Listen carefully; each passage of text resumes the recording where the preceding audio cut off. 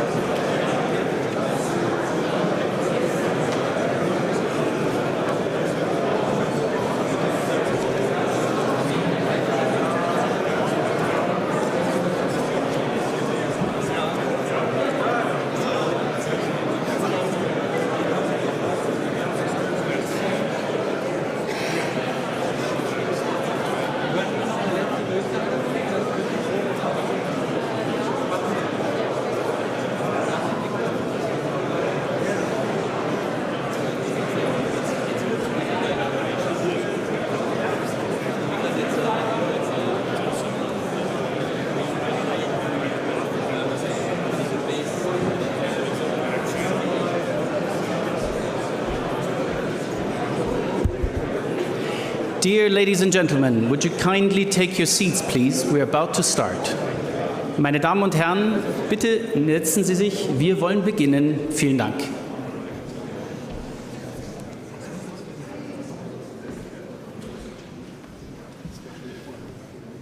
Good evening, everybody.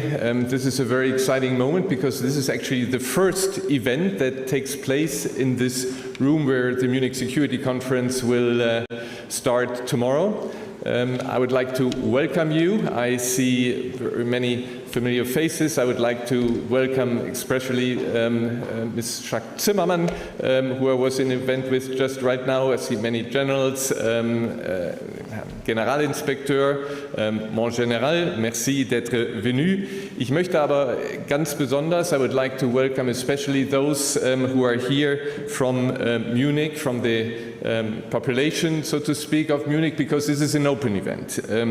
The Innovation Night, which I would like to welcome you here, is a part of the Munich Security Conference outreach event.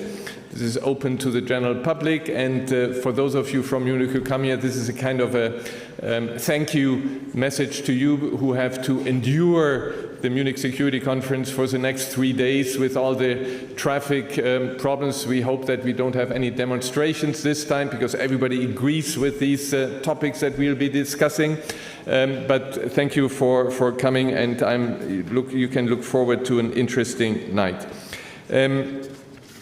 We have to thank, and I would like to express a special thanks to our co-hosts this evening. This is Sven Weizenegger and General Michael Vetter from the Bundeswehr Cyber Innovation Hub. We have been working very closely together in preparing the Security Innovation Night. A special welcome to our speakers and panelists. I look forward to tonight's event, which will include a video statement by Mikhail Fedorov from Kiev. He is the Deputy Prime Minister for Innovations, Development of Education, Science and Technology, and Minister of Digital Transformation. He cannot be here with us, but we will have him on screen. We'll have a panel discussion. We'll have a presentation by the Boston Consulting Group of this year's report from the Defense Innovation Readiness Gap Series titled Realizing Partnerships Potential. And finally, I would like to welcome the representative of the startups who will also be presenting their work tonight. The thematic focus of this evening brings together the most accomplished and forward-thinking minds from the defense and innovation sectors. They'll discuss how to improve defense innovation. This year's Innovation Night will place a particular emphasis on partnerships. NATO allies agree that innovation and adaptation need to be accelerated. However, the views and the experiences of how to reach that end and the kind of partnership needed to enable and spread innovation diverge widely. With the Innovation Night, we seek to provide a platform for the debate of best practices and lessons learned. And this debate will be enriched by the insights of the BCG MSC, Boston Consulting Group Munich Security Conference survey on global defense readiness. I would now like to hand over to Jeanne Meserve, who is moderating again this year's Innovation Night, after having done that last year in a fantastic way. Thank you very much, and enjoy the evening. Jeanne.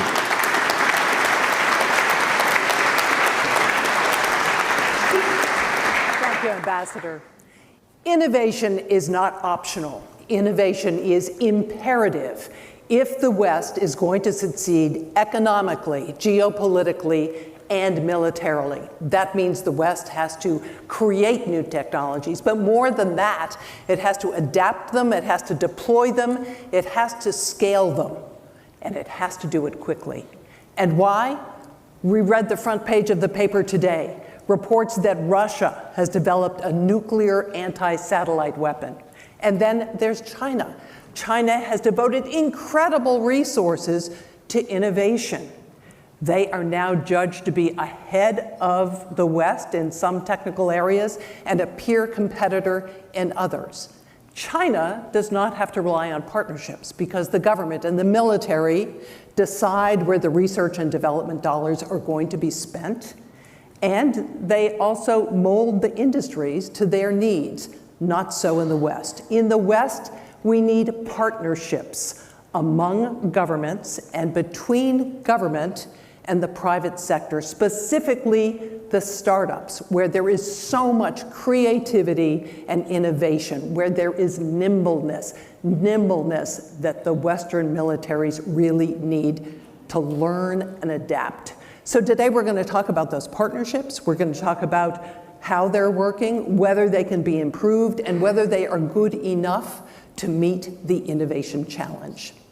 To kick things off, let me introduce first the co-chair of the Munich Security Conference Security Innovation Board and the chairman and CEO of Siemens Energy, Christian Bruch.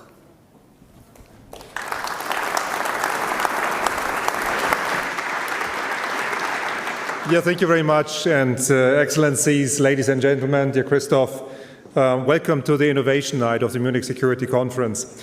60 years of MSC history means also 60 years of geopolitical conflicts, opportunities seized and missed, 60 years of diplomacy in which a relatively straightforward Wehrkundetage transformed itself to the leading international security conference. Congratulations to this journey.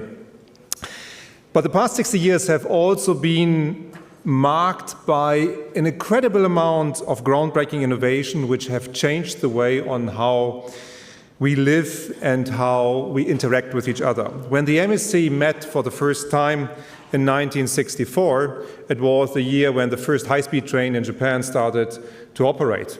There was no internet, there was no email, and there was not even the first man on the moon. Since then, the pace of innovation has accelerated. From genetic engineering to artificial intelligence, 6 decades of innovation which have a direct impact on politics, society, and always security. Not just since the acceleration of the artificial intelligence development, the core values we believe in are imminent in the way on how we drive, how we apply, or even restrict innovation. Wherever we innovate, we touch security of a society, energy, cyber, health, defense, whatever. The verdict is still open if a certain form of a political system or society effectively fosters innovation. However, innovation supremacy can be used as a weapon against or as a tool for security. Solving today's problems will require more innovation, not less. That's in principle a very good news because, as just was said, innovation comes much better with collaboration. And 3 years ago, the MSC established the Munich Security Conference Security Innovation Board as a platform for collaboration. And I would really like to thank the Munich Security Conference for enabling this dialogue between completely different stakeholders, including companies like ours, on how to leverage innovation for the better, and also to create more literacy on innovations and new technologies between the different stakeholders. One product which has come out of this innovation board I would like to mention, which has been started on the Munich Security Conference last year, which is called the Energy Resilience Leadership Group, which was addressing how to leverage innovations in the field of energy to strengthen Europe's energy resilience. And I'm very proud that 12 months later, this group has fostered and helped to launch 8 real projects with new technologies, bring it to ground, match it up with industrial partners like ourselves or others, and really make innovations happen in reality and identify what it needs to drive it. These are the things which we definitely need more: innovation by collaboration. And for 60 years, the Munich Security Conference has stood for being this platform between politics, business, defense, and finance. And today, this is needed more than ever. In this regard, enjoy the evening. Thank you very much for being with us, and have an interesting conference at night. Thank you very much.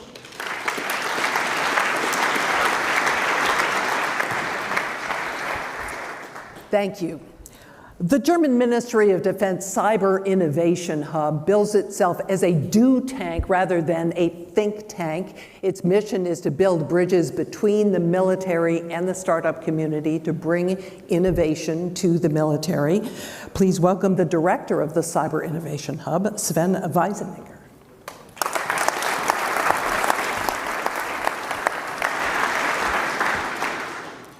Dear State Secretary, members of the German Bundestag, Chief of Defense, Generals, Admirals, dear guests and friends. Tonight, we come together under the banner of a powerful ethos, stronger together. This isn't just a slogan, it's the very core of our DNA. Together, we have built an unmatched ecosystem, a strong network designed to confront military challenges and to champion the potential of dual-use solutions. Together with startups, venture capital firms, corporates, and armed forces, we tackle not only today's but tomorrow's pressing issues. We are in a race against time, facing a world more unsafe than ever before. What's our response? 2 forms of magic that set us apart: to execute in speed of light and to deeply empathize with the true needs of the troops. It's more than our duty. It's our and your mission to ensure they have what's fundamental to defend our freedoms. Achieving this monumental task requires few critical steps. First, we must extend our ecosystem, making it even more resilient and interconnected. Second, it's time to break down the barriers we have placed around ourselves. Barriers that hinder innovation and collaboration. Third, we must secure sustainable financing for our projects to safeguard our way of life for generations to come. Together, let's make this night a turning point, a moment we envision a safer future and commit to making it reality. Welcome to the MSC Innovation Night and enjoy this evening. Thank you very much.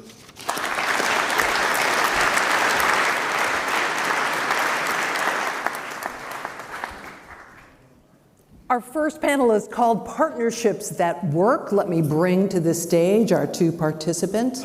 General Philippe Lavigne, who is NATO's Supreme Allied Commander for Innovation. Please come up. Thank you. Thank you, Jeanne. Right in the middle. And also General Carsten Breuer, who is Chief of Defense for Germany's Federal Armed Forces. Please join us. There we go.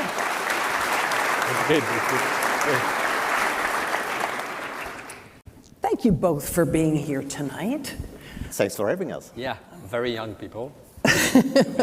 Innovating. Of course. Innovative, very. I want to start with Ukraine. Ukraine has demonstrated every single day how important innovation is. Has it been enough of a shock to wake up Western militaries to the importance, to the necessity of innovating? General Levine, why don't you start that? Thank you very much. Well, I think it's not today that we are innovating. I think that, for example, in ACT 2012, we have created our innovation hub, and it was for the NATO command structure, and we've got a bunch of coders in order to try to solve the problem, for example, of SACEUR.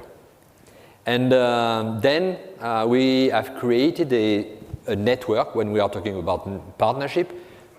How to leverage partnership is through the network, because we don't have the knowledge. Of course, the knowledge is everywhere in our nations. So we've got more. It could be university, it could be institute, MIT Institute, or the technology university in Prague, for example. Or I was in Austin not so long ago, and we discuss about energy, for example. We discuss about quantum. We discuss. So I think networking is very important. But the thing is, because of the new reality is more faster and everywhere, that we have to speed up. And it's not only speed, it's scale. So it's why we need more and more partnership, and of course more and more cooperation between the civilian sector and the defense sector. And my last point, if I may, is that today defense is no more in front. It's the civilian sector who is in front. I was talking about 5G with Nokia, and 2 days ago. And of course, we can have 5G for tactical radio interoperability, for example. So it's so important that defense become the fast follower of civilian sector in terms of innovation. General Bory, your response to this idea of Ukraine, and has it revolutionized attitudes towards innovation? Well, are you asking, are we quick enough? Yes. And if this is the truth, well, I was in ACT, I was working here in Brussels for ACT, and that time when we did multiple futures.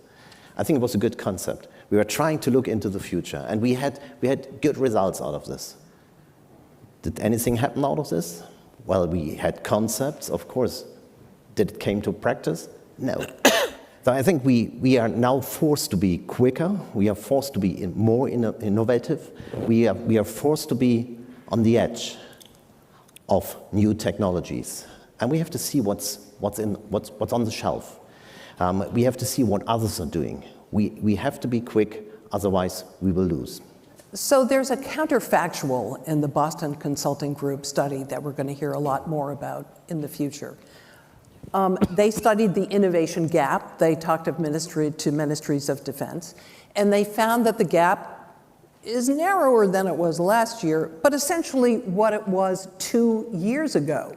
This would seem to indicate that, in fact, ministries of defense are not moving fast enough. Can you respond? I think that yet we don't have maybe the processes that can leverage, for example, emerging and disruptive technology, and it's why we need it. We've got new structure. For example, in NATO, we've got Diana, which will help. It's just the beginning. We've got our first challenges at the end of the year. So that means that, of course, we are going to be better tomorrow. But today, we are bringing the tools in order to be better.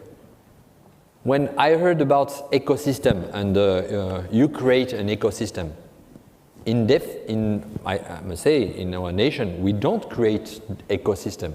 In the civilian sector, I was in France some days ago, and of course it's the same in many nations. They create ecosystem for artificial intelligence. That means that, and defense, it's not part of it yet. But then you can leverage startups dealing with artificial intelligence. And you just have to look, of course, what is very important is that warfighters can be part of this ecosystem in order to see some opportunities for us, directly linked with our need. And so, yes, yet we are not, we don't have enough tool to be as fast as we need. Well, living in big organizations and a Ministry of Defense, and I think it's in every country it's the same, in every state it's the same. A Ministry of Defense is a big organization.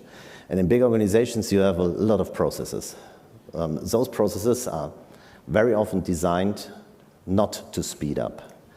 And once you're tied in a process like this, you probably get the clear warning that you have to be quick, but you can't do it within this torture of being tied to normal procedures. And I want to talk a lot more about procurement and the stumbling block that sometimes is to innovation. But before we do that, I want to go to this mindset question again and bounce off the two of you the recent comments by former President Donald Trump, who is a leading candidate for president in the United States, who has again made disparaging remarks about NATO and raised the specter that the U.S. may not be a participant. Given the fact that the U.S. has been the driving engine of innovation within NATO, does this create even more urgency for Europe to develop its innovation sector? Well, I think, and it's the beauty of the team. You know, in a team, of course, I'm a rugby fan, but we can talk about handball or football. You have to be individually very good. And then it's, of course, in order to give that to the team, and then Carsten rely on me because I'm good and we can do something together.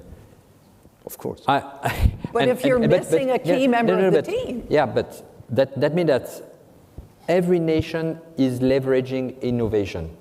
All the nations. I was talking with the Albanian minister this morning in DEFMIN in Brussels. And because we have met in this country before, and then he told me, the first thing he told me, it was, oh, now the innovation hub is open and we've got smart guys and I say, wow, so great. Because second point, we had last year a very important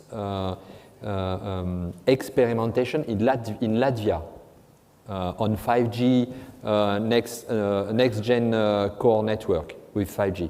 It was amazing good because you've got warfighters from EFP, from multinational division for, of course, land on the battlefield, so you can have contested environment with civilian, with startups. And of course, Pentagons were there. There were some big guys also. So that means that it's bubbling. It's everywhere. Innovation is leveraging, is increasing everywhere. So I think it's not a problem of somebody who didn't want or don't want. No, we are in movement to create more and more innovation. Do you want to respond to that? Well, I hope we are not losing this member of the team. But you're absolutely right. If there is one member going out of the team, we have to adjust on this. Not seeing this, because I think also for Trump, if he's running for president, if he's becoming president, if the election is going into this direction, I would guess that he will see that NATO has changed over the last couple of years since his first tenure. And now coming into this, he might see that NATO is a good deal, in his sense a good deal. But on the other hand, if this is true, and if the US is not bringing that much new technology into NATO, well, then it will change. It will go to someone else. We have to bring in more efforts then with other countries, with other member states, and this will happen. In Germany, you were saying you only can dance with those who are on the dance floor, and this is basically it. So one of the efforts that you mentioned was Diana. which stands for Defense Innovation Accelerator for the North Atlantic. As you mentioned, you've now accepted your first cohort. How do you respond to the critics who say it isn't enough and it isn't fast enough? Well, I must say it's a young, very young organization, very young tool, and there were hundreds of participants. So that means that it's very attractive, and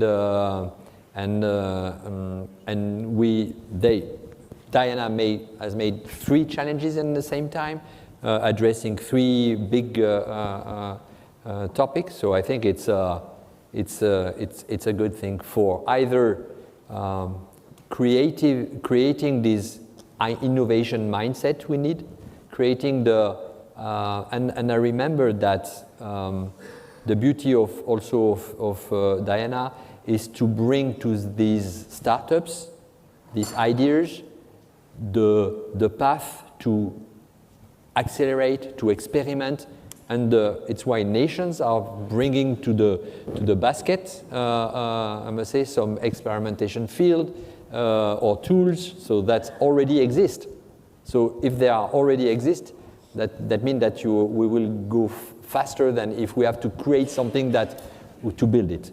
Of course, what we are also waiting for Diana is to cross this Death Valley from MVPs to go for at scale level.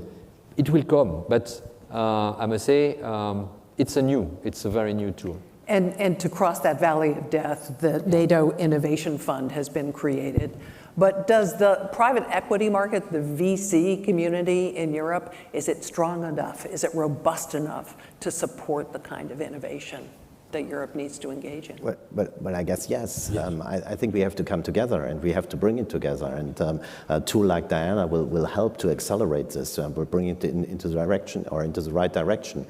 I think we have as an alternative to bring innovation and also companies together to talk and to have an innovation cycle which helps to be quicker, of course, but also which helps, like your words were, which helps to win a war, because we are on a decisive edge at the moment, and I think also the private sector will see this, and the answer is yes, it will come together.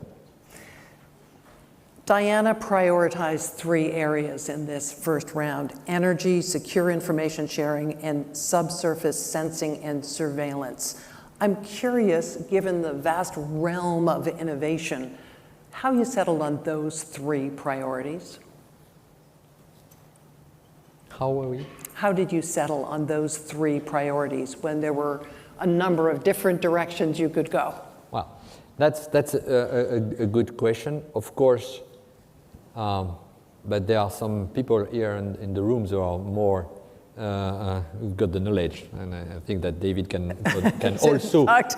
also answer the question. I think that when you are looking at what is going on in Ukraine, sensing is so important. Using all type of sensors, open source, and of course then using so many different technology, and that's also what is very important. It's not stovepipe what we are looking at when you are bringing that to the table, because sensing, of course, it's optic, it's observation, but it's also artificial intelligence in order to increase the level of sensing. Of course, it's what am I doing with this data? We need C2, so it's communication. And that's it. Of course, energy, when I'm talking, and we were talking about energy just before, energy, especially in contested environment, or in energy when we are increasing our collective defense, it's so important. I must say that, and it's a thing that we are bringing to the table to all the nations. We want to build a plan a 5-year plan of experimentation. Because today, everybody is doing experimentation or innovation, but we have to link that to what we need. And we've got already a framework concept, which is called the warfighting capstone concept, with 5 imperatives and with 25 lines of delivery. So we know what we want. We know what we want. So we have to prioritize this.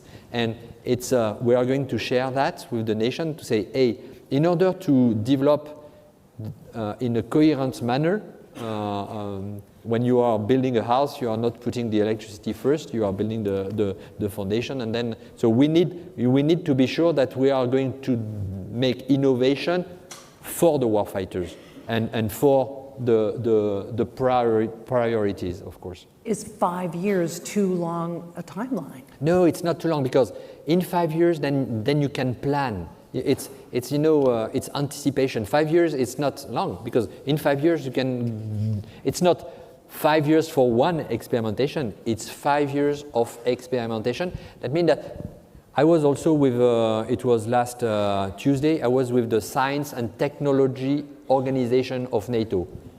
Thousands of researchers, of scientists, of university professors, and it's in NATO, and it's Dr. Brian Wells who is leading that. And the beauty of talking partnership, talking ACT and them every day. So now they are taking our big concepts of how to tackle the challenge of the future, and they are going to work on each line of delivery. For example, last year they worked on demining. I think it's an urgency in Ukraine, and we will have soon, I think it's in Lithuania, a challenge on demining. So I think it needs to be a little bit organized.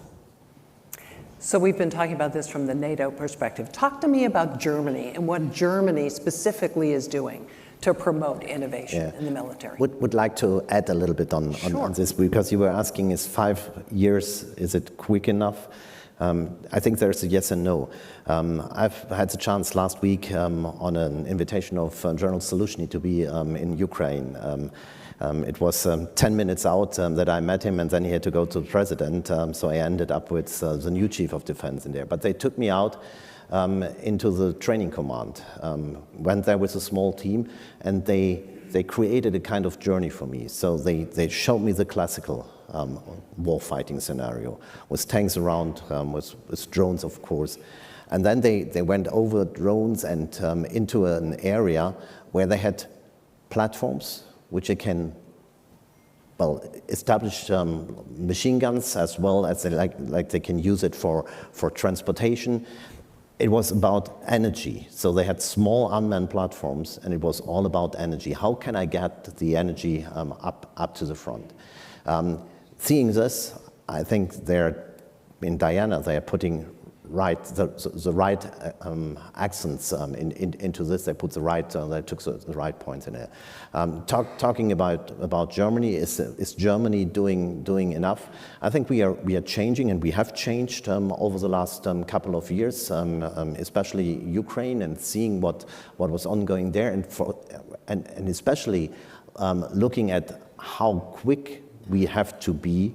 This has changed a lot. It has changed a lot in our procurement processes in the Ministry of Defense, but it is changing a lot also in the defense industry. It's all going quicker, and it's all going more innovative. But we also see that at the moment, we have to buy a lot of things off the shelf, because we have to fill in a gap which was there over the last couple of years. And is that a difficult thing for a military to get its mind around after years of having very customized solutions, to go and buy something off a shelf? Well, it's but reality is forcing you to do so, and of course you can't look in and say, okay, I take the most expensive or the best solution. I'm taking what's in there, because I have to get ready for fighting a war, and I can't afford 10 or 15 or 20 years of development on this. So I'm taking that one which is there. of course, you have to find the right point, the tipping point, where you can't take any longer things from the shelf, but where you go back into I would say, the normal, the old innovation cycle, but then doing it quicker. Explain, if you would, if Germany is partnering and to what extent with NATO, with the EU, and perhaps establishing some other bilateral sorts of relationships for innovation? Well, you have to use, I think at the moment it's time pressing, and you have to use every partnership you can get. Wherever you can get it a better result, a better product out of it, it's good. Doing it together with NATO, doing it together with the EU, doing it in Europe, but also doing it bilaterally. And I think we are doing all those things and bringing it together, but also looking at international technologies and also selling national technologies, well, better to say companies, and bring it together with other companies. What do you wish you were getting from NATO to promote innovation that you're not? Well, frameworks like we have in ACT, frameworks which are providing a view into the future, which are providing a view and also solutions of how to get, once again, to get it faster, and who are looking into this and not saying, okay, the NDPP is a process which lasts 19 years, and therefore you have to wait 19 years. No, we have to get it together. And this is what NATO is doing, what I've seen in the last couple of years in there, but bringing this together, this is important for me. How is NATO working with member countries to try to spur innovation? First, are you asking them to spend more money, and are they willing to do it? I think yes, but you know, every nation understands that we need to be better, to be stronger, to be, and so, and when I say at the very beginning that we need to be faster, but I say also to be to take into account this mass, and so we have to find a way to get the mass. And of course, one is to spend more money, but also to innovate the way we are going to get this capability faster, better, and cheaper. That's very important for me. I must say that, for example, how to innovate more and more with nations. I was in Slovakia last November, and the end of November, and I visit a battle group. Okay, visit battle group to know what they are doing, how they are doing, and a battle group, you've got 2, 3, 4 nations together, young soldiers, young NCOs or captain or lieutenants, and they are full of energy. And they want to do something more than training to the mission. And they are there for 4 months or 6 months. And I say, hey, maybe I can use 1 day, 2 days to bring experimentation, innovation to you. And I'm sure that then you are on the battlefield. So you can train in real condition with startups. But as we say, we have to create the framework in order to be able to have the startups, the innovators coming from the civilian sector, and try to tackle the challenge of our young warfighters. So I think there are a lot of, and it's what I'm calling the continuum of experimentation. Today we are making one there. No. We have an opportunity to make more. And that's, of course, when you are 4 nations together, it will create more innovation in each nation, but it will create also partnership and multinational approach that bring more interoperability. But we have to understand, and everyone has to understand to bring this in. So it's once again, and you mentioned it, it's once again a change of mindset. Yeah. Which we need. We are too strict in our old procedures, in our old formats. So we have to break out of those frameworks and get into those new ones. So basically, thinking it from deployment and thinking about what is warfighting all about, and then doing all the other things. And what is very important also is because we are an organization and we share a lot and we work a lot on, for example, on norms and standardization, when you agree on that, and then you can, then everybody can develop something with the. But on the other hand, talking about interoperability, this is one thing. Yeah. I think we have to come, and this is probably also an answer to your question, we have to come more and more to interchangeability. So we have to be able to have a tank commander or a submarine commander going out of his weapon system, changing into a weapon system of a different nation and doing the same thing, so not to get him used to. And it's why to bring that to the tactical level, to go where our soldiers are training together, that will bring, I'm sure, interchangeability. But there is also very important thing, and you were talking about nation has to spend money. They have also to implement the norms we agree. Well, have you done that with all these new technologies? Have you established the guidelines, the standards? Yeah, the standard. You know, in NATO, we agreed as 31, soon 32 nations that if there are civilian standards, we are going we are getting there. So, and that's also, of course, very important in the for the digital transformation, for example. But if you're going to have true interoperability, everybody has to agree on the same standards. Well, that's true, yeah. Or NATO has to stand up those standards. Right. But this is, in what we are talking now, we have to change also, we are also always thinking in concept development and experimentation. I think Ukraine war shows us that we have to think about experimentation, development, and probably have a concept afterwards. Yeah, exactly. So it's not about standardization processes, interoperability frameworks where you need years and years and years to come to a standard. Also, this has to go quicker.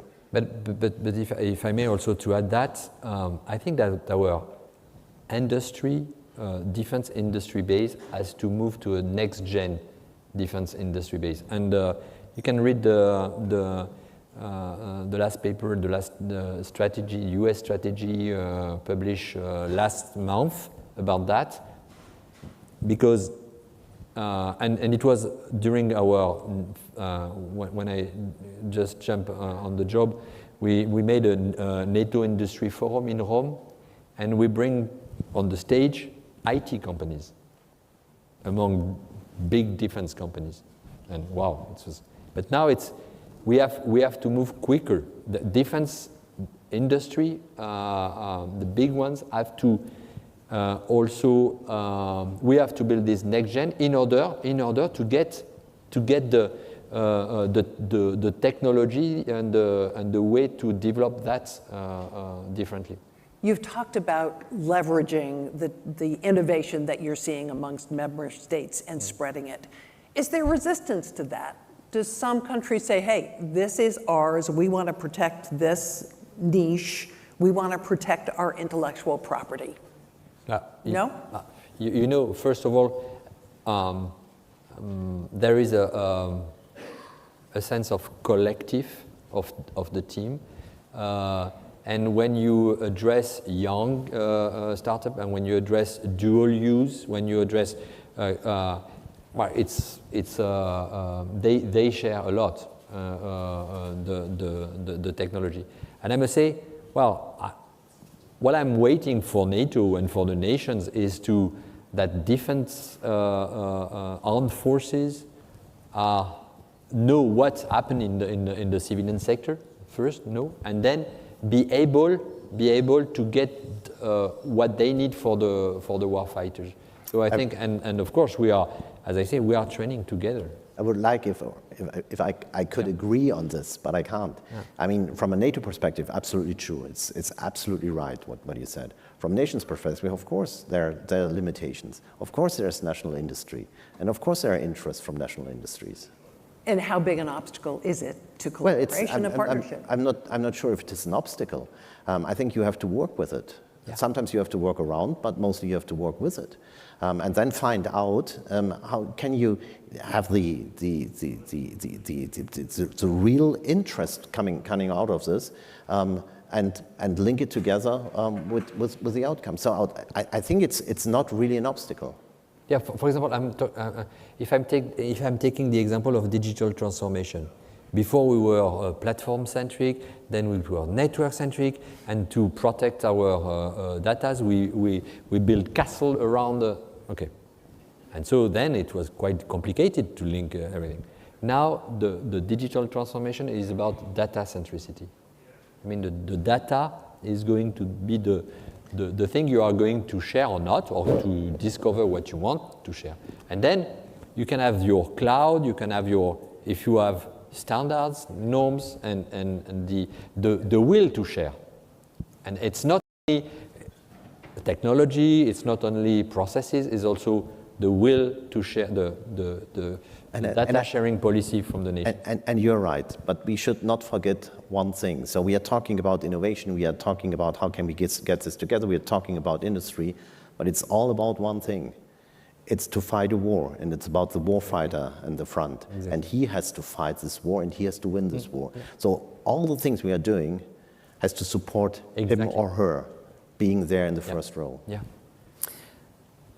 So I've never been, inside NATO, but I suspect, because this is a member organization, that every member wants a piece of the pie. And so when you're determining which innovations are the ones that you want to grow and promote, do you run into a situation where, because you're so interested in dividing that pie evenly, that the best innovation ideas are not always the ones adopted? I think that, first of all, for example, Diana, there is a competition. So that means that is the best who is going to win. It's like in a competition. But what if the same country keeps winning over and over again? Let's say it's Germany with its Of course, it's Germany. Of course. I'm looking forward to your answer. It's there is enough room for everybody to develop, because we have so many things to implement for the warfighters. When we are talking about collective defense, it's huge.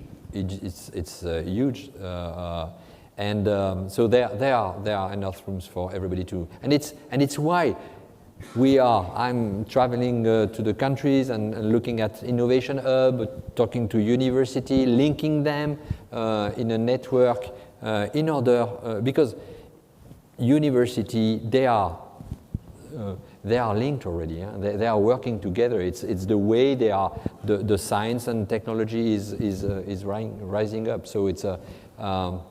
But the thing is that we have to share the best practices. And the beauty is also always to get different point of view, and the cross-pollination is so important.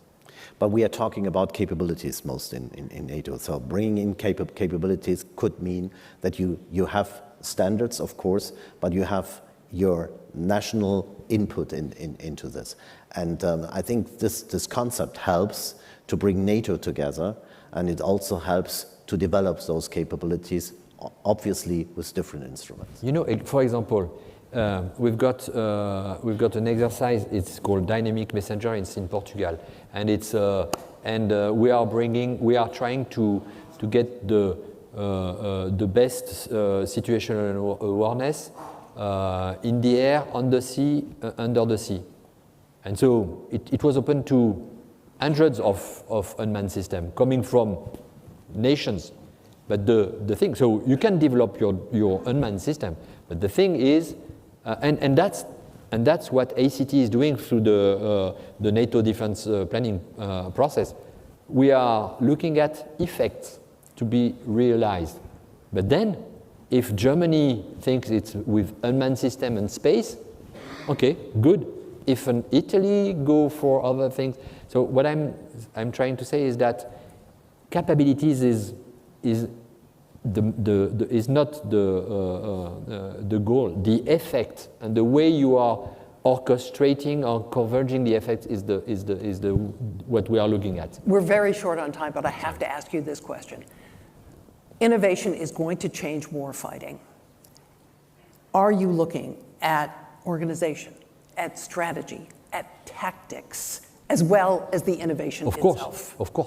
Of course, it's so important. You have to bring it together. Yeah. And you can't think it in stovepipes. Yeah. And it's exactly what we are doing. Thanks for this question, because you're at the same time you're strengthened this idea behind this. We have to do it in that way. It's not that any longer in a way that you can think it separately and then try to bring it together in some NATO concept. We need to put joint at steroid, and it's called multi-domain operations to get the effect. To converge the effects on the battlefield. You need definitive lab, but you need so many things. You need to think today. It's not only kinetic. It's not only in the physical field. It's in the virtual field. So when I'm talking about rethinking fire maneuvers in virtual and physical environment, you have to change the way you are doing the war. General Levine, General Breuer, thank you both so much. Appreciate your being here. Thank you. Thank you. Thank you, Jeanne. Thank you very much. Thanks. Great. So we mentioned Ukraine and what a game changer and eye-opener the war in Ukraine has been as regards innovation. We're going to hear now via videotape from Mikhailo Fedorov. He is Ukraine's Deputy Prime Minister for Innovations, Development of Education, Science and Technologies, and Minister of Digital Transformation. Greetings to the Munich Innovation Night. I'm recording this video from my office in Kyiv. Unfortunately, war-related issues made me cancel a visit to the conference. As the second anniversary of the full-scale invasion is approaching, it's fair to say that this is the most technologically advanced war in human history. Here in Ukraine, we are drafting a new doctrine of warfare. Basically, every day we reinvent the usage of technologies at the front line. The biggest game changer of tech war definitely became drones. Our key project is Army of Drones. In 2023, we made a real-life tech revolution. 98% of drones fighting at the front line are made in Ukraine. The amount of produced drones reached mark of 300,000 pieces last year. And this year, we have a pretty feasible goal to produce 1 million FPV drones. Spoiler from me. Of course, we will also work on increasing strike, long-range, and naval drones in Ukraine. To achieve this 100 times growth of the drones market, we as a government created a so-called fast track for innovations, meaning that we simplified dozens of bureaucratic procedures and got rid of unnecessary ones. Favorable tax regime, exempt of import duties, and many more. You can see these initiatives at the slide. We made a decision to open the market. We gave the advantage to private business to produce, and as the state, we fund them with big contracts and orders. And private companies made impossible things. Started to produce brand new for Ukraine and world categories of drones, FPV drones. These guys are the cheapest. $300 drone which is able to hit and destroy tanks as precisely as artillery. Massive production, game changer at the front line. Technology is evolving day by day, and now has its big moment with night vision. Strike copters, powerful UAVs, which are used for hitting enemies' positions and warehouses up to 30 kilometers deep from zero line. Long-range drones. Surprising news coming from Russia these days. This year, Ukrainian special services are able to plan such operations as they fully supplied with the long-range drones. Naval drone fleet against Russian Black Sea fleet. This is Magura, the first Ukraine's naval drone, which apparently became one of the biggest newsmakers in Black Sea. We believe in the idea of this drone. Fundraised money for the first prototypes via United 24 fundraising platform. And that what happened next. You can see footage from the latest operations in Black Sea. In the last 2 weeks, 2 Russian vessels have sunk near Crimea, Ivanovets and Caesar Kunikov. Naval drone is a pure asymmetric response which is provided by technologies. For example, The drone fleet has opened Ukraine to the grain corridor in a Black Sea. Russians are so afraid of them that they started to hide their 100 million vessels far away from Ukraine's coastline. One thing is increasing the production capabilities, but quite another is to understand whether these drones are efficient enough, in which missions and how they were used. What's the percentage and nature of hit targets? Whether the drones are convenient to use. At some point last year, we've understood the need to track all these data possible. Step by step, we came up with idea to establish specifically UAV strike units. Now we have over 60 such combat units. They provide significant feedback both for military and drones producers. R&D and mission planning relies on the information from the strike units. Here you can see the report on destroyed hardware and manpower by UAV strike units in the last 7 months. Incredible results of Ukrainian people and Ukrainian drones. 50% of armored vehicles and tanks are destroyed by drones. But I believe this number could be even more. On this slide, all statistics have its photo or video proof. So we are sure that this number is truthful. Big changes are also ongoing in terms of digitizing the army. We have few flagship big data and analytics products. Situational awareness tool Delta. It covers the needs of military on the ground with providing them as much information as possible. Also, we use for these purposes one of the Palantir product. Pretty new and useful product is Neon. It collects all data after the cruise missile or drone's attack. Mainly the routes of air objects. This helps to predict routes for the next attacks and plan accordingly the work and positions for air defense. In terms of digitizing processes, in December last year, we've dealt with logistics crisis on drones distribution. System has failed as Ukraine produces the biggest amount of drones ever. To solve this problem, we've implemented SAP product. As far as DroneTrack has been established and successfully tested, our team now is working on scaling up national production of electronic warfare and robotic systems. Also, drone ammunitions. We have already first results, and hopefully next year, this will be a presentation on Army of Robots and Army of Electronic Warfare. Jamming is quite a challenge. Our idea is to scale up its production as much as possible the same way we had with drones, by opening the market and creating favorable conditions. Every trench needs to have its own EW system. Planning of radio frequencies usage is also on the agenda, as it requires to become an essential part of the warfare doctrine. Let me highlight once again, in Ukraine we are fighting with innovations made in Ukraine. I encourage you all to join us in drafting the warfare doctrine of the new age. Ukraine is the best test ground for any kind of innovations. Today we receive your technology for the test, tomorrow we scale it 100 times. Few ways to join us. Donate to the defense sector within United 24 fundraising platform so we have funds to do more. Another way is more exciting. Here is QR code which leads you to Brave One. This is our Defense Innovations Cluster. If you have technology or product which you consider should be tested and approved in Ukraine, fill up the form. We will contact you to work on it. Thank you for inviting me to speak today. Slava Ukraini!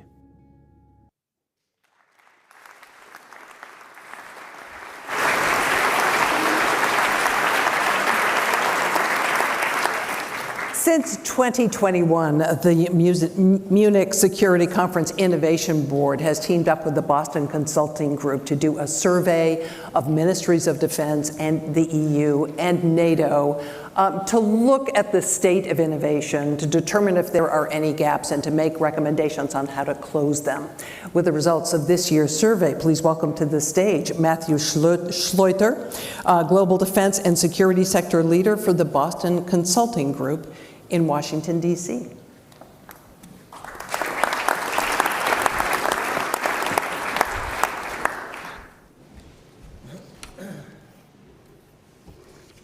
Great, thank you, Jeanne, and good evening to your excellencies, distinguished guests, and ladies and gentlemen. Let me start by thanking the Munich Security Conference for hosting us and for their continued partnership, as well as to Deputy Prime Minister Fedorov for tonight's keynote speech and his inspiring comments about what's happening in Ukraine. This is my third Innovation Night getting to speak with you, and it's excellent to be reconnecting with you this evening. When MSC and BCG started this endeavor 3 years ago, the concept of innovation readiness was relatively new in defense, but is now becoming more mainstream. Innovation readiness defines how well ministries perform at the enablers of innovation, such as how do you structure your innovation portfolio? How do you develop your innovation ecosystems? How do you implement your innovation processes, governance, ambition, organizational structures? But performance against these innovation elements has historically been misunderstood. Thus, the lack of historical insight into innovation readiness was the impetus for our joint research with MSC. And now, 3 years on, I'm pleased to share that we have a much greater understanding of this topic and, most importantly, the specific steps ministries can take to improve it. So with these prepared remarks, I'd like to share perspective with you regarding two specific questions. First, how ready are defense ministries to innovate? Where have they improved in the last year, and where do the largest gaps remain? And second, consistent with this year's theme, I'll talk about how can defense ministries better collaborate to innovate more effectively. So let me start with the first question. This year's research included detailed surveys from over 60 ministries of defense, the EU, NATO, most of the ministries of defense represented here. And in addition, we coupled this research and supplemented it with over 30 detailed interviews to develop a comprehensive perspective. And now for the results. I'm pleased to share, and Jeanne started to allude to this, that the takeaway from this year's research is positive. In general, most ministries have notably matured their innovation capabilities, on average reporting 8 points better innovation performance across the 11 dimensions we surveyed. So what has driven this improvement? We just heard from the prior panel about where innovation is working well, and the research identified several other areas as well. So allow me to highlight 3 bright spots for you where we saw the most improvement. First, we are seeing improved leadership commitment to innovation. It's not just the leaders saying it, it's actually those that are permeating throughout the organizations that they see the leadership direction. Survey results show that 56% of ministries of defense respondents see innovation goals as a strategic priority for top leadership. And while many of you in this room may say that that's still a low number, it represents a 12-point increase, up from 44% last year. Second bright spot, we are seeing ministries seeking to further collaborate. 84% of respondents report teaming with allies or international partnerships on at least half of their innovation efforts, which is a high watermark over the 3 years we've been looking at this metric. And the third bright spot, we're seeing notable progress on the ability to attract innovation talent. 46% of respondents note that their innovation team is an attractive destination for talent, which is a significant jump from the 18% that they reported last year. So there are several positives to be pleased about, but now let me touch on a couple areas where we see additional opportunities. First opportunity, portfolio management. Ministries can take a more holistic view of their portfolios, more effectively gauge progress, and better decide where to both invest and divest. Based on our research, nearly half of the respondents indicated that they do not have a decision-making body that meets regularly to review investment and funding decisions around innovation and R&D. Second opportunity, project management. Many leaders express a clear innovation ambition, but the capabilities of the project managers to actually support and deliver on the ambition can further mature. In this regard, over half of the respondents indicated that they are not incorporating accepted best practices at the start of their projects, and 83% indicated they are not implementing fast or agile acquisition practices from the start. And then the third opportunity, talent and culture. We should recognize, as I mentioned a few moments ago, that ministries have taken a large step forward in this dimension, but it's still one of the limiting factors to many ministries' ability to innovate more effectively. As of today, just 34% of respondents report having an innovative culture that encourages risk-taking and does not punish failure. Further, 60% of respondents indicate that employees are not rewarded in a timely manner for their innovation activities. In the full report that was shared with you this evening, you'll find additional detail regarding these 3 opportunities, detailed solutions that can help resolve them, as well as further insight into the progress and gaps reported in this year's research to fully understand the state of innovation readiness. So with that high-level overview of the current state of innovation readiness, now allow me to turn to the second question I posed at the beginning of my comments. How can defense ministries better collaborate to innovate more effectively? Partnerships are clearly a valuable lever that many ministries are already using, but this year's data indicates they could still be much more effective. For example, 90% of respondents indicated that they have defined policies, processes, and mechanisms to leverage innovation from other countries. This is positive and I think consistent with what we just heard on the panel previously. However, only 7% of respondents reported effectively implementing these policies, processes, and mechanisms. In other words, let me make it direct for you. For every 10 people in this audience, about 9 of you have put systems in place to work on innovation with other countries. At the same time, however, at best, only 1 person out of those same 10 people feel those systems to collaborate are working. There's a lot more work to be done to improve partnering capabilities. So as a result, we spent the bulk of this year's research investigating the specific actions that partners can take to collaborate and innovate more effectively. This investigation revealed 5 primary themes. They included how you better utilize the distinct strengths of each partner, again, something that was touched on in the prior panel. How do you employ alternative and more effective governance? How do you cultivate open and effective cooperation? How do you build resiliency, something we haven't heard yet, but how do you build resiliency into your partnerships? And how do you better engage new and alternative partners? However, rather than give you a detailed breakdown of the 18 specific recommendations that support those 5 themes, let me touch on 3 recommendations about partners that many of our early readers of the report found compelling. So first, partnership opportunity. Expand your partner ecosystem. For example, the number of private equity and venture capitalists interested in defense and innovation has increased exponentially over the last several years, and they're now a major player in the space. Further, we see other civil society organizations and NGOs offering unique insights into user needs, in particular around new regions, as well as transparency of some of the latest trends that can accelerate idea syndication, especially relating to software, and at an increased pace. It is important that your teams are engaging all of these entities as part of their innovation ecosystem. Second partnership opportunity. Don't just fail fast, learn fast. This might sound like a small nuance or a cute play on words, but actually has a notable impact. Learning starts early with gathering the needs of end users and getting their feedback when validating ideas. Based on the research, nearly half of you still don't do this. And learning needs to better continue well into the innovation partnership. The most effective partnerships have dedicated governance and processes in place to quickly identify suboptimal initiatives and to rapidly convert their learnings into higher potential opportunities.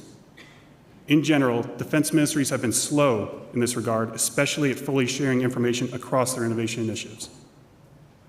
And the third and last partnership opportunity I'll highlight for you is to get greater control and governance in your partnerships. In the research, 46% of respondents reported that their decision-making bodies related to innovation do not make decisions effectively and may lack paths to resolve issues quickly. There are examples to be followed from some defense partnerships that we've seen that do have effective governance, leveraging top-line metrics and streamlined data to gain better insight into partnership performance and control over the outcomes. And I'll just say, what we just saw on the screen there is really compelling in the way they're looking at the metrics and the impact that's having. I think that's a representation that all of us can follow in our partnerships. So, in conclusion, as we step back, the data from this year's research suggests that your ministries and organizations have taken a step forward at becoming better at innovation. We are on the right trajectory and need to maintain that momentum. That said, there is still a measurable gap between the current innovation performance and where senior leaders need to be. This is especially acute in the areas of how you manage your innovation portfolios, seek to collaborate, and strive to attract additional talent, as I mentioned. And further, as I hope you take away from this evening, partnerships clearly are an avenue to improve innovation. And that is something we inherently know and the data supports, but we should be very clear that actually realizing effective innovation partnerships is much more difficult than just talking about them. We have to do. And lastly, we hope this year's report can be a useful blueprint as you think about what to look for in your innovation partnerships. In the report, again, that was distributed, you will find further details regarding the statistics I've shared and practical suggestions to maintain positive momentum. Innovation readiness is a critical topic for everyone in this room, and I look forward to continuing the innovation conversation throughout the weekend. Thank you again to the Munich Security Conference, and specifically to MSC's Innovation Board for continuing to partner in this endeavor. We wish you a fantastic conference. Thank you.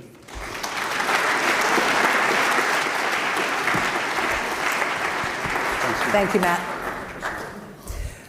So we don't just want to talk about innovation tonight, we want to show it to you. So we are going to have presentations about 4 potentially game-changing technologies. The first technology we're going to talk about would promote situational awareness on the battlefield by enabling interactive visualization.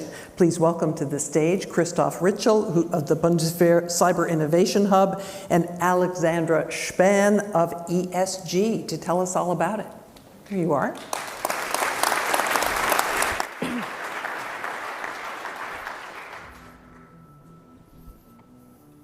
Das Innovationsvorhaben ACOP ist für mich als Soldat der absolute Gamechanger. Damit ist es insgesamt möglich, auf weite Entfernung dreidimensionale Karten darzustellen. Ich kann in die Lage reingehen. Ich kann die Lage greifen und kann es mir dadurch viel besser vorstellen und verinnerlichen. Good evening, ladies and gentlemen. My name is Christoph from the Bundeswehr Cyber Innovation Hub. With me is Alexandra, Strategic Marketing Manager at the company ESG. What we will show you today is proven innovation for military operations and simulation-based training. So let's dive right into it. The Army Simulation Center in Wildflecken provides military staff with an environment for simulation training. They also support them in planning and execution of combat exercises. Up until now, the only way to view the battlefield and terrain was by using stationary computers, 2D maps, and simulation software. This leads us to the following questions. How can we prepare our military staff for wartime the most realistic way possible? Imagine you want to train alliance defense with a German armored division with a force of 18,000 soldiers in the Baltic states. Simple paper and computer maps are not enough for a qualified assessment of the battlefield and the terrain. For cost reasons, it's also not possible to transport all members of staff and support elements, around 700 people, to the Baltic states every time, along with the necessary technology. This is why we launched our innovation project ACOP, Augmented Common Operational Picture, together with the experts of the Army Simulation Center and ESG as our business partner. We want to prepare our soldiers for wartime in the best way possible. And if we can't bring soldiers to the terrain, we will bring the terrain to them. Alexandra will now tell you how we did it. Good evening. I'm pleased to present our solution ACOP, which uses augmented reality glasses to give soldiers a realistic view of the operational area. ACOP improves the training effect for soldiers. It's a fully integrated solution which is easily connected to existing military systems. It enables geographically distributed operational planning and briefings. Detailed terrain assessment is essential for our soldiers to gain valuable tactical insights for battle planning. The correct interpretation of the characteristics of the terrain, such as mountainous or flat areas, as well as soil type and vegetation, is crucial for making the right decision in terms of troop deployment. ACOP provides a 3D display of the terrain with a scalable projection size of up to 10 by 10 meters. Soldiers can walk into and through this 3D terrain and view the future operational area realistically from any angle. A variety of map models, such as topographical maps or satellite photos, can be used to see different perspectives, which helps soldiers to interpret the characteristics of the terrain appropriately. Another important advantage of the system is that it's integrated into existing Bundeswehr systems. For example, we connect ACOP to the Bundeswehr's existing map server, which means you can use any available maps and no special maps are required. We also connect ACOP to existing command and control and battle management systems. As a result, your own situation and the enemy situation are transmitted in real time. Displayed units can be moved in the 3D map using hand gestures, and any changes are synchronized between all systems. ACOP does not just display land forces, but also air force assets. This adds a third dimension to the situation picture, enabling soldiers to intuitively determine, evaluate, and coordinate the airspace. Today, military staff have to physically come together in one place for operational planning. In combat, this means a high level of vulnerability for the Bundeswehr's command and control capability. In this situation, just one enemy attack can drastically weaken the military command. Even in exercise situations, multinational exercises require a great deal of effort and expense for troops to practice across national borders. Our system allows you to plan operations, drills, and exercises with up to 20 people, regardless of their location. Using the presenter mode, which includes a virtual pointer, the situation display is shared with multiple users. They can then interact and make changes to the situation as required. We have successfully tested it many times with the Army Simulation Center and the 10th Armored Division. We are convinced that ACOP takes simulation-based training to the next level. Military units will also definitely use augmented reality in the future. By enabling these geographically distributed meetings, ACOP not only contributes to improved command capability, but also to the protection of our soldiers' lives. So let's sum it up. ACOP will take exercises and operations to the next level in combat and training. But before I leave the stage, I have one more thing to share with you. Innovation is not just about technology. It's about the people who have the courage to seize opportunities. Many people have contributed to the success of this innovation project, but without the commitment from Alexander Bayer, First Lieutenant Guidone, and especially my colleague Lara Pichulik, this project would not have been a great success. Thank you for your attention. Enjoy this inspiring evening.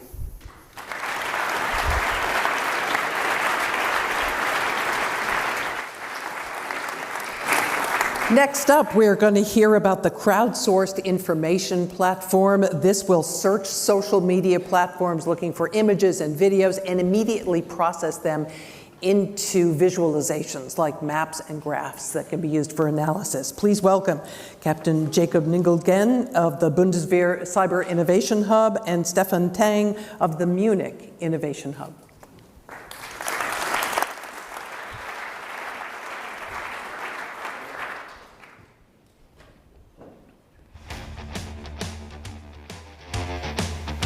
ZIP ist ein sehr gutes Beispiel für die Digitalisierung der Bundeswehr im Kontext von Landes- und Bundesverteidigung.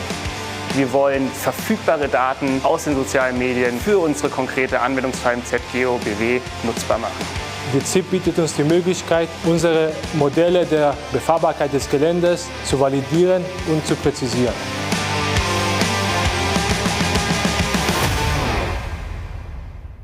Hi, my name is Jacob. At my side is Stefan, founder and CEO of the Munich Innovation Labs. I'm working as a cyber innovation manager at Bundeswehr Cyber Innovation Lab, and I'm really happy to now go on with our innovation. Let's go. As we speak, Russia's war of aggression against Ukraine continues. The past month of war have shown that environmental factors have a significant impact on military operations. For the German Armed Forces, the Bundeswehr Geoinformation Service is assigned to evaluate the impact of environmental factors on military operations. Therefore, it uses a wide set of geodata to model the terrain accessibility. Data sources can be remote sensing products, weather forecasts, or maps. As a result, a cross-country movement layer is created to visualize the terrain accessibility. This model is already very good. However, let us go one step further. Let us try to make the model even more precise and better. What if we could zoom in? Here you can see a satellite image with a street and with a village. Not bad. A lot of information can be extracted. However, how old is this photo? Are these streets accessible right now? Can you cross this very bridge today? Our goal is to achieve ground truth with more eyes on the ground. Let's do it. Let's add ground truth data and zoom in even further. That's what we need. A map with ground truth data right there. And yes, you can cross the bridge today. To achieve this in reality, we need additional data. The good news is this data is already there. We all use it. It's just a click away on our smartphones, on our social media feeds. However, this data is unstructured, and human analysis of this data is enormously time-consuming. Since we do not have this time, nor the human resource to analyze this data manually, we need to find another way. Let's make it happen. Our approach is to use an AI model as a first step to detect social media, filter out relevant content, and then process it with an AI analysis. By bringing together specialist expertise with state-of-the-art AI technology, we can contribute to a better operational picture and, in the end, to operational success. As Cyber Innovation Hub, we are not starting any lengthy development processes. The technical implementation, we talked earlier about it, is already possible today. Thanks to our unique startup ecosystem, we have access to young, innovative companies to realize our projects with. Together with Munich Innovation Labs, we are in the user-centric focus of adapting a viable product for our use case. Stefan will now provide you with insights into the specific technical realization. Thank you, Jakob. In addition to the data you mentioned from mobile phones, did you know that there are 4,000 CCTV cameras currently in Kiev providing a constant video feed every day? That's just one example of the amount of data you can use for these purposes. At Munich Innovation Labs, we are passionate about creating innovative AI solutions for the defense, intelligence, and law enforcement communities in Germany, Europe, and allied democracies.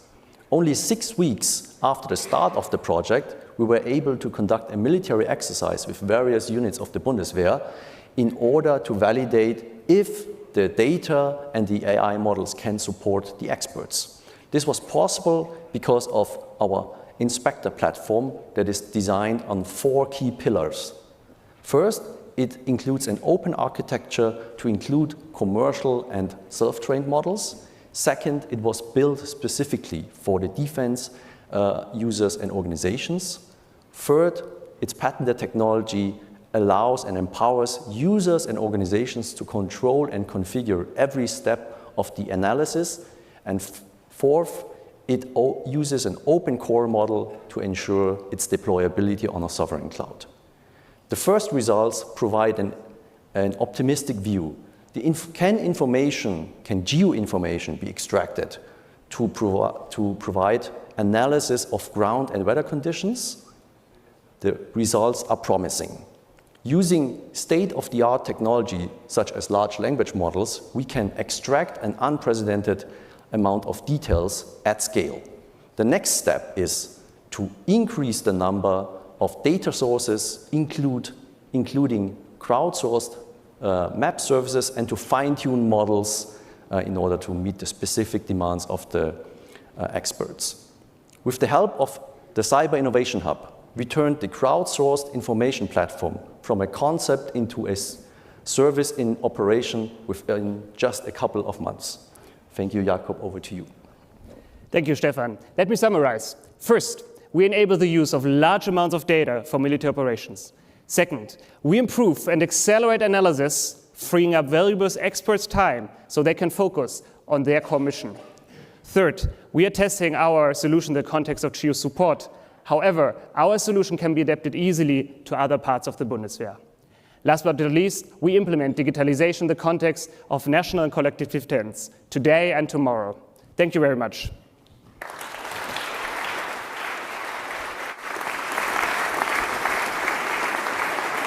Thank you, Jacob and Stefan. Our third presentation involves combining data from multiple sources, from sensors in space to those underwater, to create a situational picture of what's happening on the surface and underwater. Here to present multi-sensor data fusion is Jan Philipp Kron of the Bundeswehr Cyber Innovation Hub.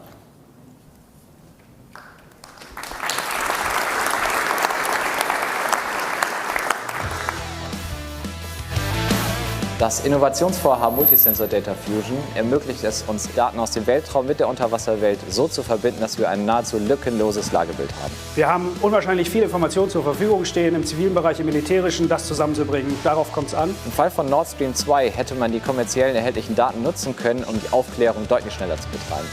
Was wir auf jeden Fall mit einem besseren Lagebild machen können, ist jedem böswilligen Akteur klar machen, dass er nicht unentdeckt bleiben kann. Und das erzeugt Abschreckung. No planning lasts longer than the first enemy contact. My name is Jan Philipp. I'm responsible for the entrepreneurship at Bundeswehr Cyber Innovation Hub. With this first ever entrepreneurship program for the Bundeswehr, we empower entrepreneurs within the Bundeswehr to realize their innovative projects and experiment with real users. We are strong believers that actions speak louder than words. That is why on this stage tonight, one participant of our program was supposed to showcase his project. Unfortunately, the entrepreneur Patrick O'Keefe has important short notice duties. That is why I will give you the deep dive into the project tonight. Patrick O'Keefe is a Navy officer for space operations at the NATO Center of Excellence for operations in confined and shallow waters. Events like Nord Stream 2 and Baltic Connector in the Baltic Sea showed how critical maritime infrastructure is under constant threat and even under attack. These events demonstrate the urgency to know what's going on underwater, as much as the need to know what's going on the surface. With this innovation project, the team demonstrates a way to support military from seabed to space, using existing data and today's available technology. Let's dive in. The challenge is not the lack of data. Nowadays, there's plenty of data available. Sensors on satellites with high revisiting rates, planes, balloons, drones, ships, offshore, onshore, seabed, you name it. The challenge is not the technology and to bring it all together. Nowadays, there's access to space-based internet fast enough to up and download large amounts of data, as well as algorithms able to process and highlight these large amounts of data. The challenge is to connect it all. To connect it all and adapt it to existing procedures and make it accessible for the end user, for the warfighter. The challenge is to use the current technology in order to be ready for what's to come, once things like artificial intelligence and machine learning are truly available. The entrepreneurship team provides a recipe of how to combine sensor data from seabed to space and to support operational end users. One could argue that is not really new. There are various examples on how data fusion of commercially available data can support maritime situational awareness. In this example, we see how Covered Shores, famous in the OSINT bubbles on Twitter, uses satellite imagery from Sentinel-1 and Sentinel-2, that is 2 different data sources, to detect and classify and sometimes even identify ships in hot areas. This is indeed impressive work, and the user, the warfighter, needs more of it. However, what is really in need are reproducible and scalable processes to do what Covered Shores and all the other individual analysts are doing every day. You might think that navies would already operate like this, taking different type of sensor data from various satellite systems, commercially available and integrated in their maritime situational awareness centers. Without going into any detail, for various obvious reasons, I can assure you that during our validation phase, the entrepreneurship team, with its extended expertise and experience on submarines, ships, and even airplanes, was able to highlight the pain, the urgency, and the users in need of the solution. Or in other words, there's enough space for improvement. The recipe sounds simple. Take all available data, throw it into one data warehouse, stir it, and create something useful. The hard part is creating a user-centric product that works seamlessly. As an example, in the course of this project, The team has already used sonar buoys dropped by an uncrewed helicopter to detect and identify submerged objects, correlated the results with satellite imagery, space-based radar frequency scans, and other means, all in near real time to support maritime operation centers, done in Portugal. Depending on the needs of individual end users, the team used different systems and providers to improve and establish new workflows. Either in forensics, so what has happened in a specific area or specific timing, in near real-time solutional awareness, what is going on right now, or even in prediction models, what is going to happen somewhere. Here, one example is shown in the top right image. You can see blue areas. They represent a high probability where the ship might be in the next hours. In course of this innovation project, the team is not only building a multi-sensor data fusion cell. They provide a blueprint for navies to get ready for software-defined defense of critical maritime infrastructure. A platform for deterrence by awareness. We see what you're up to, so don't do it. This concludes the short trip from Munich into space to the bottom of the seabed and back. As already stated in the beginning, multi-sensor data fusion, a situational picture from seabed to space, is not a project driven by solution providers from the startup ecosystem. On the contrary, it is software-defined defense innovation driven by an innovator from within the organization. A soldier, a warfighter, acting as an entrepreneur within the Bundeswehr. The Bundeswehr Cyber Innovation Hub Entrepreneurship Program empowers Patrick O'Keefe to act with entrepreneurial risks and efforts within the German Armed Forces. In a broader perspective, the entrepreneurship approach enables the Bundeswehr to tap into a largely untapped potential.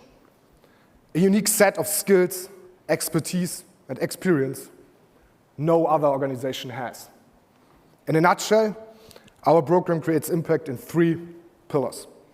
First, our program empowers entrepreneurs in the Bundeswehr to use a different approach to risk and failure, a different mindset, someone would say.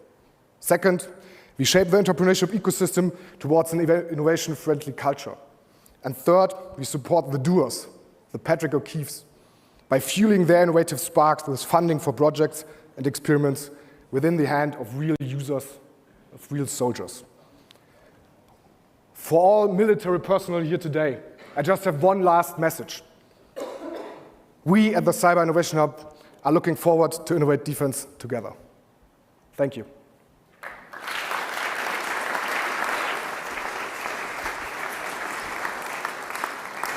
Thank you, Jan. Drones have become a key part of warfare. Our next presentation from Titan Technology is focused on developing a cost-effective counter-drone solution. Please welcome Bailash Nagi, Titan Technology CEO, and Batuhan Yamatachi, Titan CTO. Please come to the stage.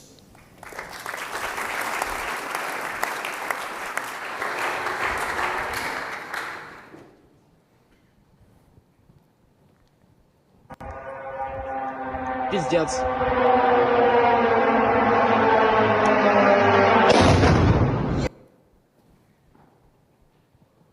We are Titan, and we are developing a cost-effective counter-drone solution to protect people and critical infrastructure.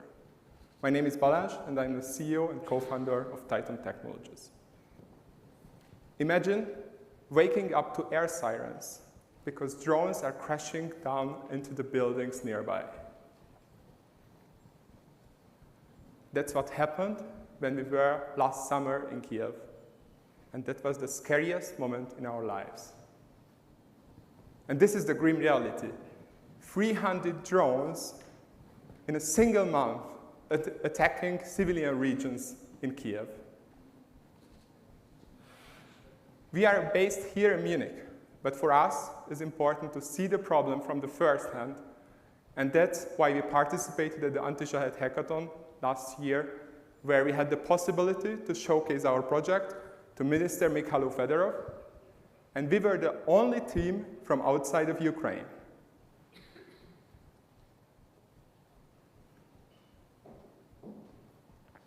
The problem is that these drones are changing the warfare. They're cheap, they have a cost of 20,000 euros, they have a range of 2,000 kilometers, and they are deployed in a high scale. On the other side, countermeasures are not designed for that. The military is shooting down these drones with anti-aircraft guns and missiles, which cost millions. On the other side, we have jammers and electromagnetics, which are ineffective. Just in the last year, 1.5 billion spent to Ukraine to the countermeasure.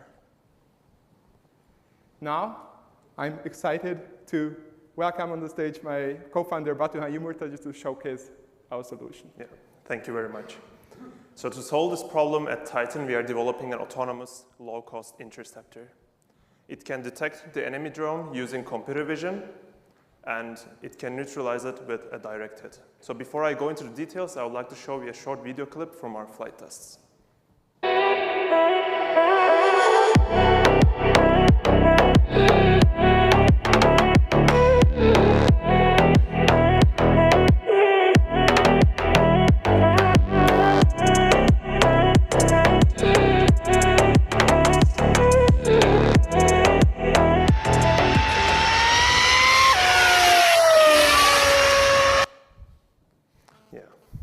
Special thanks to Soldier Innovation Lab in Adding for their tremendous support for the flight tests. So, all right, so the interceptor you can see is fully 3D printed. It can achieve speeds up to 250 kilometers per hour just by using electric propulsion. It is mobile, lightweight, and modular. And to achieve all of this, we made a lot of progress in hardware and software. To develop our autonomous software stack, we are combining state-of-the-art flight dynamics models with photorealistic rendering engines. So here you can see a scene that we are probably all familiar with. It is the city center of Munich. And we are using such photorealism to generate synthetic data sets. And we use these data sets to train our computer vision models and to achieve better results. So let me give you one more specific example. Here, you can see how our drone can detect the enemy drone, like detect and track. And I know it's a bit difficult to distinguish, but one photo is from the simulation and the other one is from the real flight test data. We can train, test, and validate our models purely in the simulation, and we can transfer this knowledge to real flight tests. And with this method, we can achieve much better performance in such shorter time. We learned a lot from our flight test campaign recently, and already we are working on the second version of our interceptor. It will be faster, lighter, and radically different. At Titan, our goal and what we're doing is to develop fast, cost-effective, and scalable solutions. Our goal is to protect the tech sovereignty of democratic nations, and to do that, the most important capability that we are building is the mass deployment of autonomous systems, because we heard they are changing the world today, and it will be the most important asset in the future. Special thanks to Cyber Innovation Hub for this opportunity, and thank you all for listening.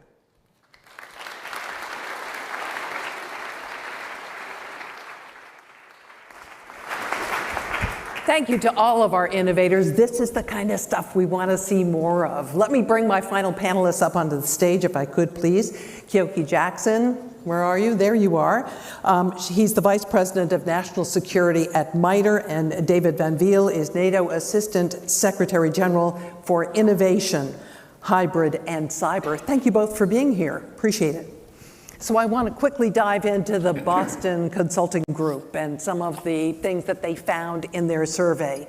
One of the things that really struck me is that half of those surveyed do not source or validate their innovation ideas with the end users. That sounds like a good way to waste a lot of effort and money. Am I right? Kyoki, you want to take that first? Let me jump in here. I think we see three big problems in terms of innovation and not achieving innovation. So the first is exactly what you're getting at. Innovation needs to start with real problems. It needs to start with the end users. It needs to start with operational warfighting for defense. The second is, honestly, fragmentation, and we heard a little bit about that earlier, that you've got a lot of innovation, but it doesn't necessarily add up to anything, and we're trying to achieve integrated warfighting outcomes, right? And then the third, honestly, is the sense of urgency and speed. I got to say, the last 4 presentations really make me feel a lot better about that. But to your point, we need to start with those end-user problems. It needs to start with operations analysis and similar kinds of mechanisms to tell what really matters. David, another finding from the survey was that 90% of the respondents said they had policies and mechanisms to leverage innovation from other countries, but only 7% said that they had fully implemented them. What do you make of that? Isn't that opportunity lost? In general, policy making is easier than policy implementation. Let's be clear about that. And I think that this is an area of work that is really, really delicate. You need to get everything right in order to be able to really harness innovation from the concept all the way to the scaling and implementation. So for a lot of the allied countries, this is new territory. We have had Chinese walls, literally and figuratively, between deep tech innovation and the defense sector. Those Chinese walls need to be broken down. Someone talks about the Death Valley. I mean, the good news was there weren't many innovative startups dying in the defense Death Valley. The bad news is that's because they already knew they shouldn't go in there. Because we had made it so difficult for innovative companies to come to us, to work with us, to get assignments and to actually make money. So the best innovation still comes from our allied countries, but it doesn't find its way into defense. So our trick is how do we connect better those two worlds? And that starts indeed with the dialogue, with a problem that the military encounters that innovators can break their heads on. Tell me it's getting better, please. Yes, of course. No, the glass is half full. I mean, when I started in this position 3.5 years ago, we were basically at NATO talking about innovation. And now we have vehicles like Diana, the NATO Innovation Fund. We have connections with organizations like MITRE, with MIT, with all the innovation hubs that we have in allied nations to work on defense problems. And we saw some great examples of defense innovation on the screen. Kyoki, at MITRE, you have something called FFRDCs, Federally Funded Research and Development Centers. Did I get that right? Yes. Okay. So first, explain exactly what they are and how they enhance innovation in the U.S. context. Yeah, if you think about innovation, and tonight's entire theme, this is about partnerships. And how can you actually make partnerships work in an environment where oftentimes you're taking many nations that need to work together, may not have that experience, but then bridging between the public sector, government, the private sector, non-governmental organizations, and often people, particularly in the private sector, that have competing commercial interests. So the idea of an FFRDC, as you said, that is a trusted, objective organization that sits in between government and the private sector, is a bridge, is a connector, and allows things like trusted information sharing, both from the government side and industry side, for somebody who's not competing with private industry. Can you point to some concrete results from the FFRDC process? I can, and there's a lot in the defense space, but I'm going to use one, and this is because of the information sharing relevance. This is actually aviation safety. And so there is a program that's been going for over 15 years now called ASIAS, Aviation Safety Information Analysis Sharing. Think about airlines. They compete fiercely. You have competition in some ways between the operators, the airlines, the unions, the manufacturers in a very dynamic ecosystem, and then government regulators. But if you're going to solve aviation safety problems and continue to drive down accident rates, you need somehow to be able to integrate that data and take real or get real solutions and real insights out of that, and somebody that can bring all that together without endangering intellectual property or competitively sensitive information from companies. So that's just one example where an FFRDC can do things that others can't easily do. Is there anything comparable in Europe? Well, I do think that when it comes down to specifically defense and dual-use innovation, that the US has a head start, and we need to be honest about that. Here in Europe, up until 2 years ago, before the invasion of Ukraine, the European Commission was talking about a taxonomy that would have put defense industry in the same category as porn and tobacco. So basically making it uninvestable. To get money from the European Innovation Fund, right up until now, you have to promise that you will not work with the defense sector or you will not get funding. So we've kind of hampered ourselves on the European side in mobilizing the capacity, the innovation tools, and the capital, very important, the capital to actually work on defense. It's changing, and as NATO, we're trying to advocate this, we're trying to be there out in the field to show that this is very much investable, that this is very much ESG, because without security, nothing else matters. But David, if I could jump on that for a moment. And first of all, guten Abend München, herzliche Grüße to our entire public set of visitors here tonight. I would say there are examples that do have similar effects. And here in Germany, the Fraunhofer Institutes are an example where you have public and private partnerships, industry-centric. They are about applied research with real end-user applications in mind. So this is exactly the kind of ecosystem that we would like to build for defense. Kiyoki just mentioned in his remarks about the FFRC that they provide a mechanism for protecting intellectual property. I'm also wondering about secure information when you're talking about collaboration between governments and the private sector. How problematic is that? There is some information that simply should not be shared, but one would think for effective innovation, you need to share it. How do you draw the line? Where do you put the wall? Well, you want to make it as open as possible.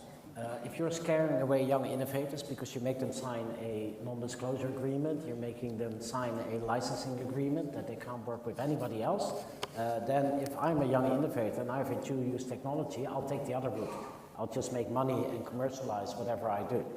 And that's what we see now. A lot of innovative companies that have a potential defense application actually start out in the commercial world. One big example in Ukraine, and you can Google them after we've finished, of course, is IceEye, which is a young company which has more satellites in space now in a few years than many of the allied countries do, and their sensitive sensors are actually helping discovering camouflage tanks on the thick foliage at night in Ukraine. But they build it to watch the melting of the ice cap in the North Pole. So this is the kind of potential we have. We are really lagging behind in our armed forces in harnessing the potential that's already out there. So that's where we have to start. And then we can start building ourselves. And kudos to David. If you think about Diana and the Innovation Accelerator there, again, user-focused challenges. One of those first three challenges is around sensitive or secure information sharing, exactly the kind of problem that we're talking about here to enable interoperability across our coalition forces. The generals mentioned procurement, and we weren't really able to dig into that very deeply.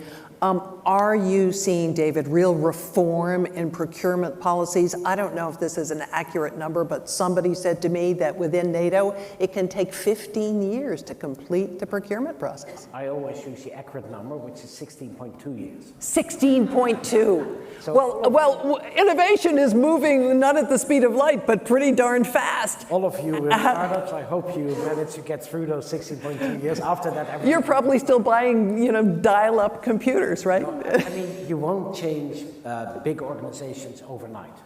So what you have to create is a small organization attached to that organization to show the way. That's what Diana and the NATO Innovation Fund are doing. The NATO Innovation Fund is a venture capital fund which will give you money in the same terms and in the same speed as a normal venture capital fund will do. And Diana will give you grants and will help you in the procurement processes. In the end, militaries can do this. When we had people killed due to IEDs in Afghanistan, we managed to develop iterative GenAIs within weeks and buy them and put them on our vehicles. I remember from the Dutch armed forces, we didn't have V-shaped armed personnel carriers, which you need if you want to deflect explosions coming from beneath. We bought them within a month. And they were out there within 6 weeks. So we can do it if we feel the urgency. Now the trick is, how do we create artificial urgency? How do we... Or how you institutionalize change.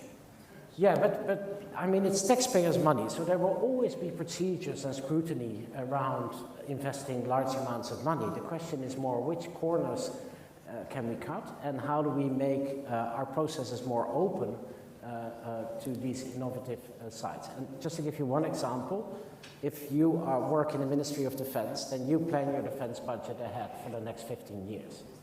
And basically, I don't know what innovations I can give you next year. But then if you only have room in 15 years to implement them, we have a problem. There we can change, I think. You know, General Levine talked about this earlier, but we need to be thinking about buying effects or capabilities, not products or systems. So we need to change acquisition to be much more agile and responsive. But it's more than just acquisition. So we're talking about innovation through this entire life cycle, the upfront analysis of what is it that we need. But then you heard about doctrine earlier in the discussion, operational concepts and new operational concepts and how to be innovative there. We just heard a great innovation example in training. You cannot actually put innovation in the field. I know that all these folks sitting here in the front row have seen this over and over again. You put leave-behind capabilities out there, if there's no training, if there's no sustainment, if there's no operational concept, it will sit there unused and then quietly disappear because nobody is picking it up and it kind of decays. So that's the entire life cycle that we need to focus on for innovation.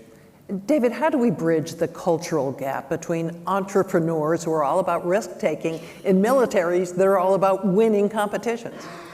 Well, I think military are great risk takers, but they make calculated risks. But if you're in an environment like Afghanistan or now in Ukraine, you're putting your life at risk. That is the biggest risk you can take. That's bigger than an entrepreneur putting his savings on the line. So I think those cultures are not really different. But our bureaucracies are different. And there's a big difference between the bureaucracy that we created and the military mindset per se. I've seen innovators and operators getting along fine. Then the question is, who takes the decision, we're going to buy this? And there somewhere it gets lost. And do you see a way to solve that problem? Yes, I think it's all our combined efforts. It's General Levine mentioning that we need to have more frequent experimentation. We need to get this into the hands of users.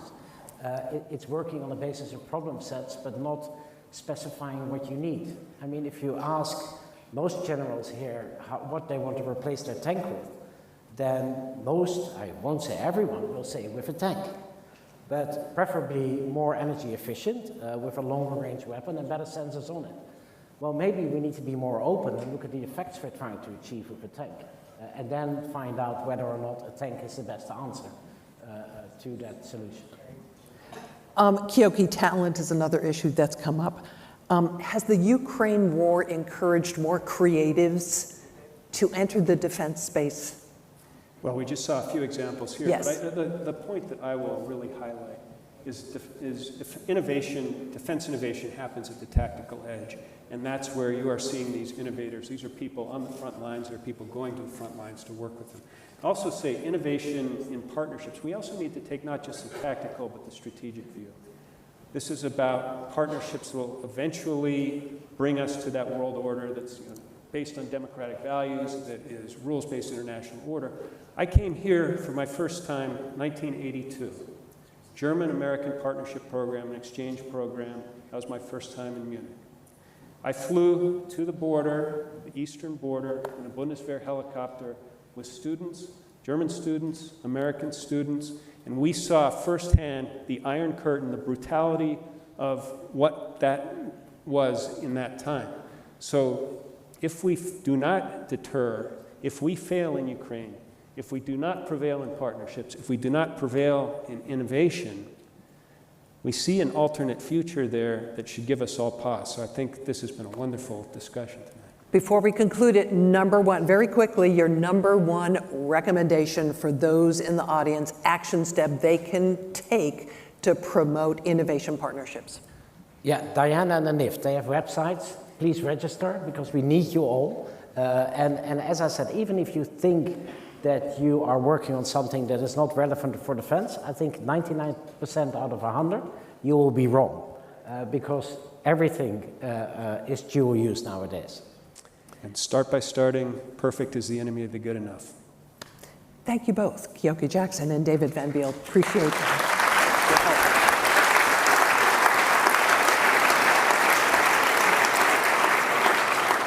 And now I would like to welcome to the stage Lieutenant General Michael Vetter. He is Director General for Cyber and Innovation Technology with Germany's Federal Ministry of Defense.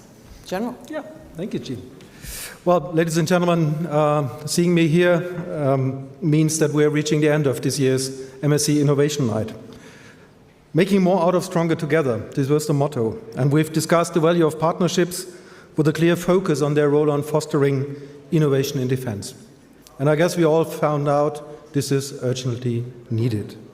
Russia's war of aggression against Ukraine has marked a turning point in history, the famous Zeitenwende. And this Zeitenwende takes place at a time when we are witnessing yet a seismic change in the character of war, largely driven by technology.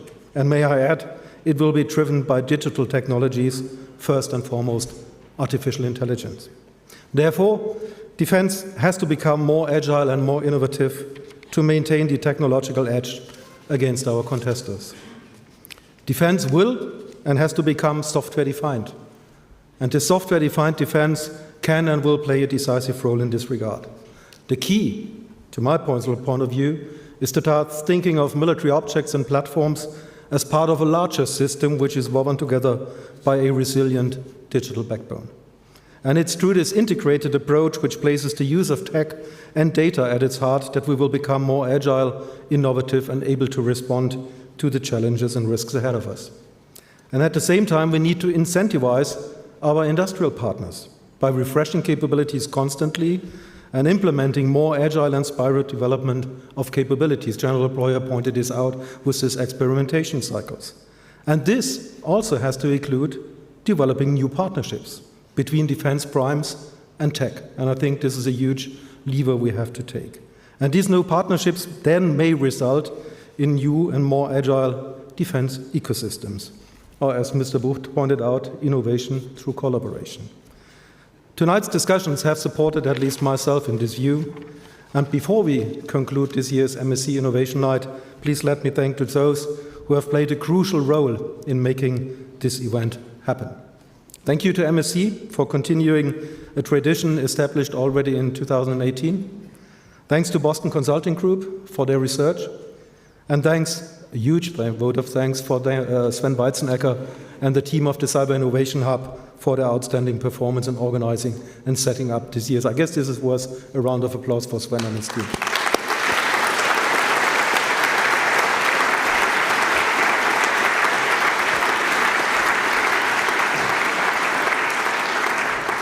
Thank you to all the speakers, thank you to all the panelists, and especially a very warm vote of thanks to the startups which have presented their ideas here to the plenum. And I guess they provided us quite a lot of food for thought with their views and their considerations. And last, but definitely not least, let me thank our moderator, Jeanne Meserve.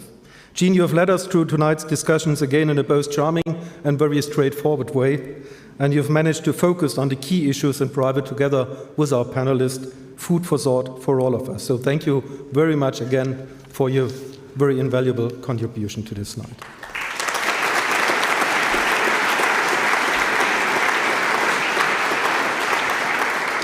Ladies and gentlemen, this concludes the MSC Innovation Night for 2024. Thank you for your interest in taking part in our event, and we very much look forward to welcome you next year to the next MSC Innovation Night. Thank you so much, take care, and goodbye.